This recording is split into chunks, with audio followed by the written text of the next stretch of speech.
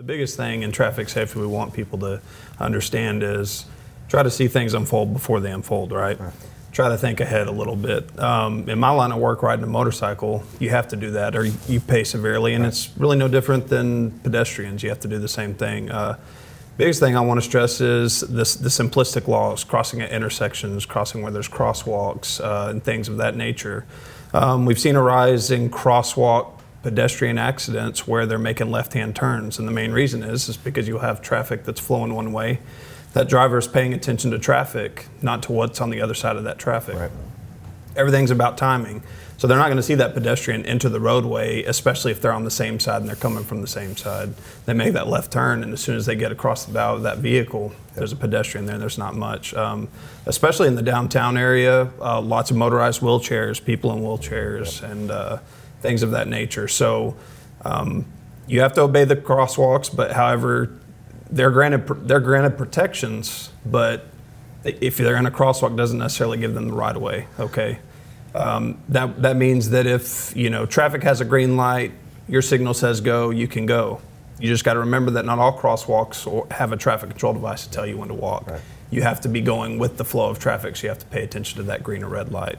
Well, and I think everybody kind of feels, and I have to say, personally, I felt this way too. I'm in a vehicle. Okay, I'm driving on a street that's built for a vehicle or made for a vehicle, right? So I'm thinking, well, this is the street. This is for my car, right? And I'm driving. And then you have the pedestrian, right? They're at a crosswalk. Well, this is my crosswalk. I mean that I think that's what a lot of the times is happening there is I think I'm right. Yes, essentially, it's like the old wise tale, pedestrian's always right. That's not the case, okay? The pedestrian has a obligation in state law to cross in the correct manner at the crossing points or at the intersections. I highly discourage people to cross in the middle of a block, even if the street's long. Absolutely. One thing to keep in mind, Texas considers bicycles vehicles. Okay, so they have to travel with the flow of traffic. We have a lot more bike lanes now. Correct. All over town. Correct. Pedestrians are opposite. Pedestrians have to go against the flow of traffic. They want you to be able to see those vehicles coming. Headphones and things of that nature are a big issue where you're not really paying attention. And one thing I want people to understand too is people's perception, they think they can estimate what the speed of a vehicle is, right? You see that vehicle come in, you think you have enough time. The sense of urgency to get across the street maybe is not so high. I'll give you an example. At 40 miles an hour, a vehicle can travel at 60 feet in 1 second.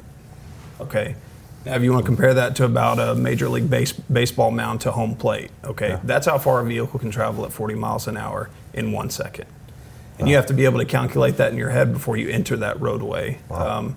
Stay patient. Roadways like Bryant and things of that nature definitely want you to use the major crosswalks, not just the crossing roads. Now, at an intersection, there's nothing that prohibits you from crossing. It's just safer to do so in those protected areas where you see those big white lines. Absolutely.